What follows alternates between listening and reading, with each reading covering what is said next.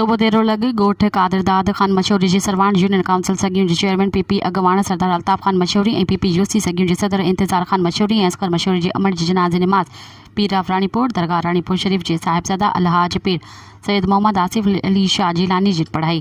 जनाज़े नमाज़ में इलाक़े जे सियासी समाजी अॻवाननि समेत साफ़िन ऐं वकील बिरादरी ऐं मुख़्तलिफ़ इलाइक़नि जे माण्हुनि वॾे अंग में शिरकत कई। जनाज़े नमाज़ में पीपी MPA नईम अहमद खरल जो भाइटियो अली हैदर खरल, पीपी अॻवान सरदार अली नवाज़ ख़ान तुन्यो, इंजीनियर बशीर अहमद जुणेजो, गमबट बार जे सदर सरदार फिदा हुसैन ॼामणो, सरदार शाह नवाज़ ख़ान कल्हड़ो समेत सभई माण्हुनि शिरकत कई। मरहुमा खे सभई आली नकीन सां अबाणी कब्रिस्तान में मिटीअ मां हवाले कयो वियो। सोग में निहालगढ़ ऐं ओसे पासे जूं कारोबारी बाज़ारूं सॼो ॾींहुं बंदि रहियूं, जॾहिं त ॻोठ निहालगढ़ में पोयरनि सां ताज़े जो सिलसिलो जारी रहियो।